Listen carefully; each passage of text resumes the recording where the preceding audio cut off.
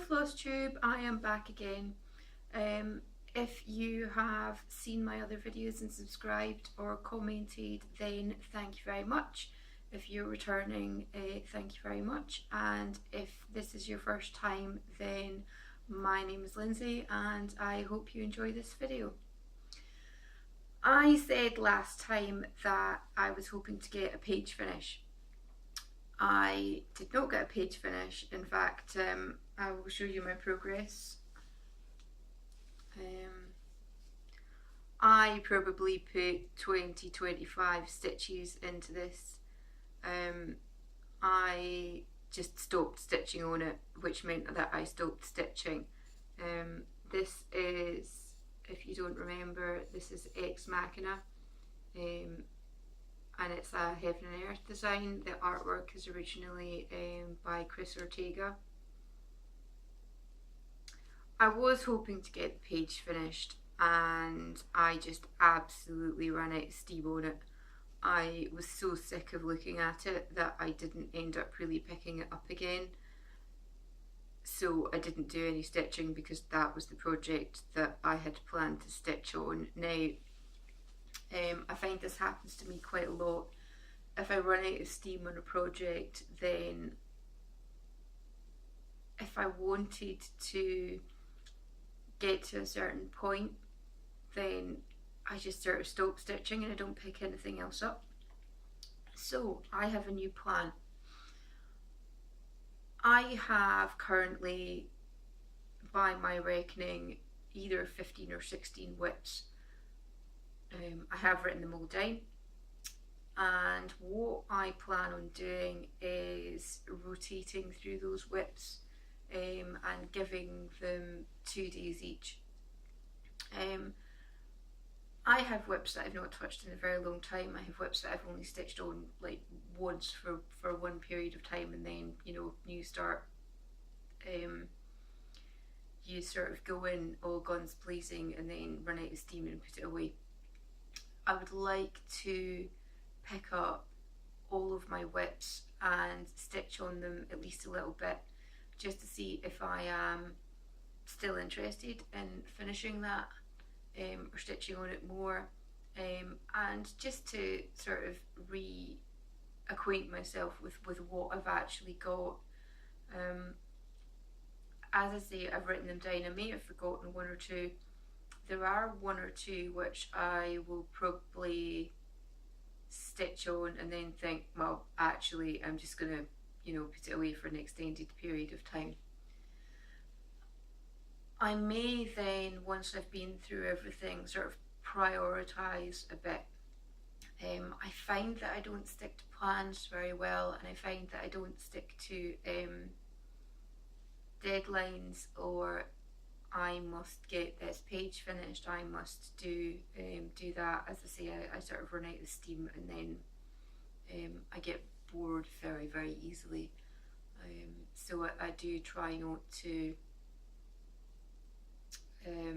hold myself to those plans. I did at one point have a rotation which actually worked quite well for me. Mostly, and what I did was I stitched on a particular piece for 10 hours and I timed that 10 hours and then moved on to the next piece. I don't actually know why I stopped doing that. I think, as I say, it did work quite well for me, and I might go back to that, but we shall see what happens. So I don't have any progress to show other than 30 stitches on that. I just thought that I would update you on what was going to happen. I will probably record every day or every 2 days and then edit that together into a few videos depending on how much time I've recorded, because otherwise I'm going to end up in a month's time with 16 whips and 3-hour long video, and I will have forgotten what I've done because I'm not great at taking notes either. I do have some stitching mail to show, however. I got some today, and I got some just after I recorded the last video actually. So let me show you that. First thing that I got was my Leeks Dye Works Thread Club from Lakeside Needlecraft. There's only 8 of them, so I will run through what they are. This is Azaleas.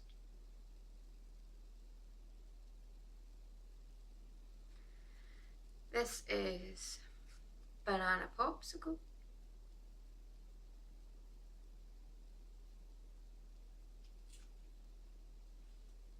This is Autumn Leaves.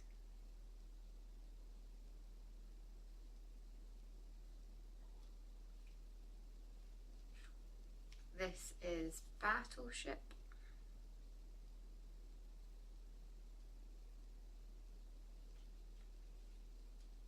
This is Baby's Breath.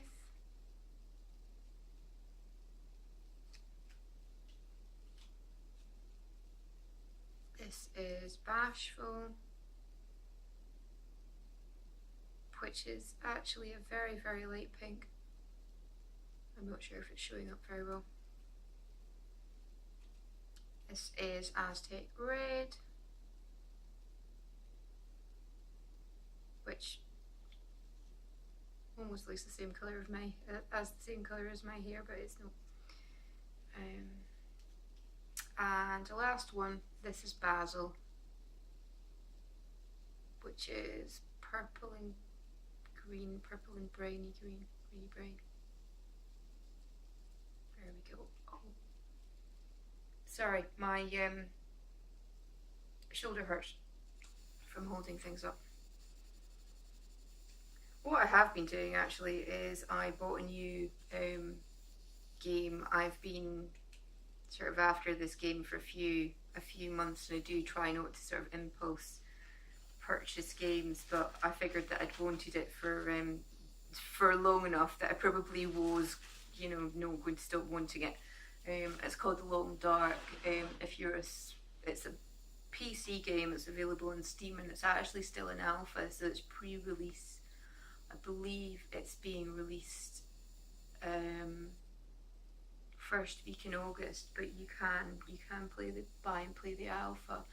And I bought it in the Steam sale. If you like survival games, then this is one of the best games I have ever played. I would say that it's probably in my top 3. Certainly sort of up there with Minecraft for me, and I've played a lot of Minecraft. I've been playing Minecraft since it was in alpha, before it was released. I paid I believe €5 for Minecraft in 2009, and you know, I've had so many hours out of that game. The Long Dark is, as I say, it's a survival game. It's a sandbox at the moment. I believe there's going to be some sort of storyline to it. I'm not sure how that will go. I mean, what appealed to me was the survival thing. The premise of it is that it's something has happened, and it's also almost sort of post-apocalypse. You are alone in the wilderness. You were involved in a plane crash. Plane has come down in northern Canada. There is no one else around. It is, you know, -30, and you don't have anything. So I mean, you can sort of find some things. So it's just, you know, about how long you can survive. And that really appeals to me. It's very, very difficult to begin with. I've had 2 starts now. The first time I survived for 2.5 days, and the second time I survived for 6 days. When you die, you die. It is a game which has permadeath, so you know, you cannot go back to that character. You lose everything. You just have to start from the beginning again, and that really appeals to me. I like that. Most of the games I play and really enjoy have some sort of consequence to you failing. I find that very appealing. I find that if you're playing a game and you know there's no consequence to you failing or dying or whatever, then I don't know, it's it's not as appealing to me. I think that there should be a consequence for making a mistake, but you know that's just me. I was brought up on games where you just couldn't save, and if you died, you started from the beginning again. So anyway, back to the stitching. The other stitch email I got, I went out to a website called Artisan Designs. If you have not heard, if you're based in the UK and you've not been to the Arts and Designs website, go and check it out. The website's slightly difficult to navigate. It's an older website, but they have so many patterns and so many kits. Now, I'm not a kit stitcher, but they have a lot. They have very unusual things that you can't necessarily find elsewhere. They stock a lot of American charts that you see on Flosstube that Americans are stitching that's difficult to get a hold of. They are so cheap. They're the cheapest I've found. They're the cheapest I've found for mirabilias. They are the cheapest I've found for sort of Rosewood Manor. Just, you know, go and have a look. To give an example, I want Dutch Beauty, which is a sampler pattern. It's a reproduction sampler pattern. I've been after this for, you know, a good year or so, and you know, people have started stitching it now. I know Emily from Eclectic Possessions is stitching it, and Michelle from Cozy Egg is stitching it, and another couple of people. And you know, I'm just going to bite the bullet and do it. They didn't actually have it in stock, but they sell both the kit and just the chart. Now I just want the chart. I don't want the kit. I've got a full set of DMC, so there's no point in me buying DMC threads, and I think I will probably change the colours anyway. The kit that they had, I believe, was £60. The same kit on So and So is £100. You know, just to give an example. So I mean, that's considerably cheaper. The charts always have free shipping. Mirabilia charts generally work out about £3 cheaper from them than they do from So and So, which, you know, if you're buying multiple of them, soon adds up. They, in my experience, ship the same day that you order. If you order sort of before lunchtime or early afternoon, they've always shipped mine on the same day. I would imagine, you know, if you order at 4 o'clock in the afternoon, then they'll ship them the next day. But you know, I ordered these yesterday. I got them this morning. You know, I can't argue with that. That's great service.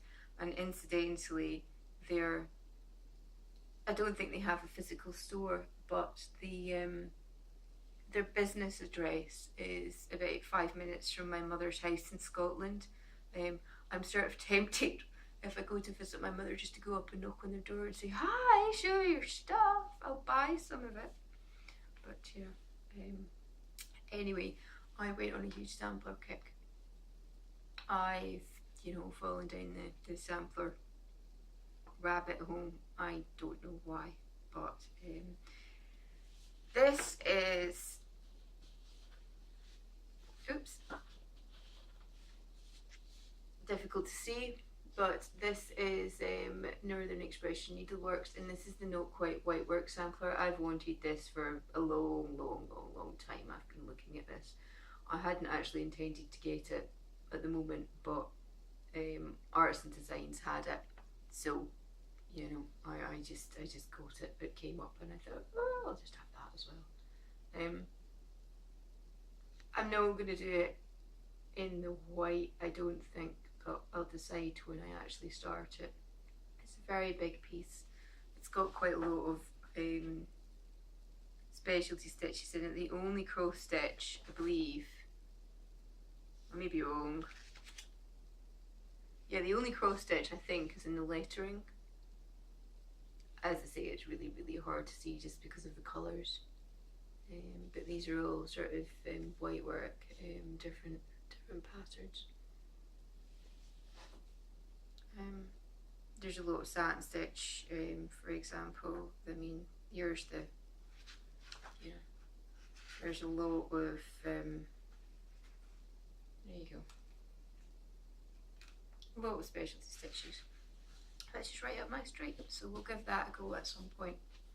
I don't have any plan to start that immediately, but I'm sure you will see it again at some point.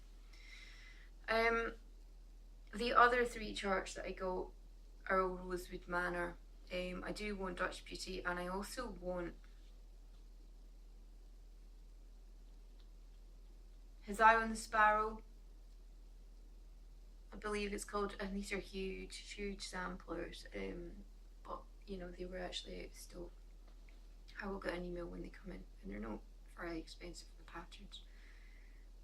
As I said, they're, you know, that particular website is very reasonably priced, and no, very well known. I discovered them by accident, actually. I bought a couple of memorabilias over eBay, and they had the sticker for that particular shop, and it is artsanddesigns.com. There's the sticker there. So yeah, highly recommended. Never had a problem with them. Very good service. You know, if you're looking for something a bit unusual, we do a lot of hard hanger stuff as well. Next, this is Summer Quakers by Rosewood Manor. Again, this is one that I have wanted for a very long time, years. Do you know when it was published? 2013, yeah, probably 3 years I've been after this. I first saw the autumn one and I just absolutely fell in love with the colours. I bought the summer one because it's summer. These are the first Rosewood Manor patterns I've ever had. They look very clear, the instructions are easy, and that's actually quite simple. It's mainly just cross stitch. The floss for this is Valdani, and you can see it there. It comes on balls like pearl cotton does, and it's a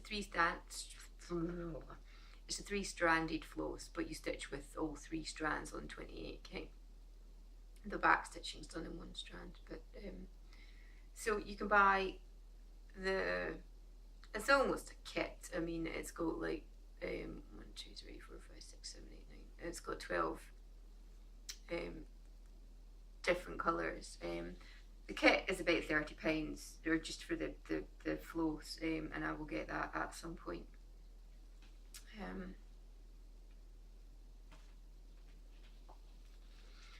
I did not intend to get this, but you know, actually the 2 things I went on to get were actually out of stock, and I ended up just getting other things. This is, I'm sure you've seen it before, this is And a Forest Grew, again by Rosewood Manor. Another big piece, lots of little motifs. This has got more colours actually than I thought it would. I want to say it's got, does it say? This is 420 stitches by 200 stitches, which is quite large. It's got 100 some old DMC colours in it, so if you have a full kit of DMC, then you know, all well and good, because I mean it's only little motifs, you're not going to use much of each colour. I would say that, you know, if unless you're absolutely in love with this piece, it's going to be pretty expensive to buy some 100 odd, you know, skeins of DMC, especially in the UK when you're paying, you know, 90p each for them or whatever you're talking about, you know, 80-90 pounds just for the DMC. So there we go. I won't do the quote in the middle, which says, "And out of the ground made the Lord God to grow every tree that is pleasant to sight and good food, the tree of life also in the midst of the garden, and the tree of knowledge of good and evil." I'm not religious, it's a religious quote. I don't know what I'm going to do in the middle of that. I'll either put another quote in, or actually I was thinking I might just fill it with like sort of birds and apples or something. We'll see.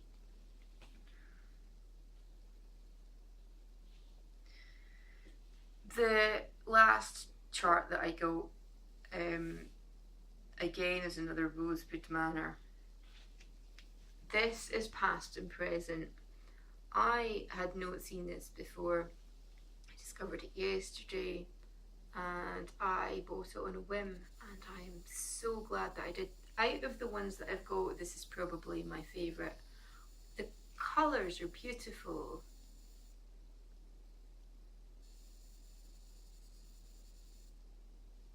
It's got some hardanger in there, it's got pattern darning, it's got a few specialty stitches. It's just lovely.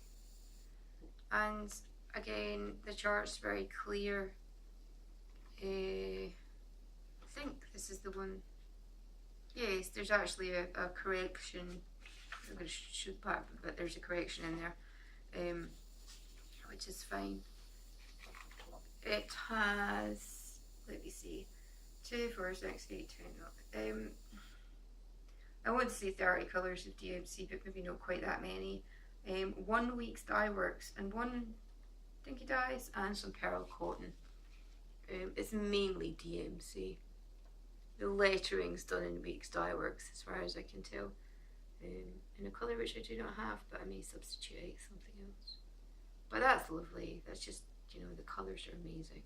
So I'm so glad that I bought that. And that's probably the first one that I'll start actually. It's a smaller piece for me, so I will tell you how many stitches it is if you're interested. Actually, it is 278 by 279. So I have bought a load of patterns. I don't have any spare fabric that I can stitch these on. I do have a bit of a fabric stash, but it's all hand dyed, you know,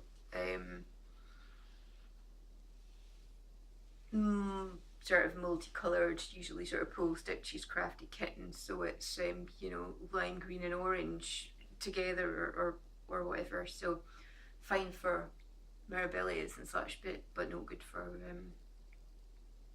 samplers. I think that was probably all I wanted to say. I didn't expect it to run to 25 minutes actually. I'm going to pull out a piece. I don't know quite what piece yet. I'm not quite sure whether I should write the order of the things I'm going to stitch down, or whether I should just choose on the day, or random number generator, or get my son to choose. But hopefully over the next month or so you will see all of my whips, and I will see all of my whips, and then I can sort of decide where to go from there. If you stuck with me to the end, then thank you for watching. I'm slightly distracted by my hair, sorry. I managed to tie down my partner for long enough to get him to do my hair, so it's now back to its normal colour, which makes me feel, you know, like a real human again. I think my strength is in my is in my hair. I sort of identify with the pink hair, and when it's not pink, I feel really, you know, bad. So anyway, I shall probably record again later on today or tomorrow, but I'm not going to upload later on today or tomorrow. I'll leave it a few days, maybe a week, and see if I can edit everything together and stick it up and see how we're getting on. Thank you for watching, enjoy your stitching, and I shall see you later. Bye bye now.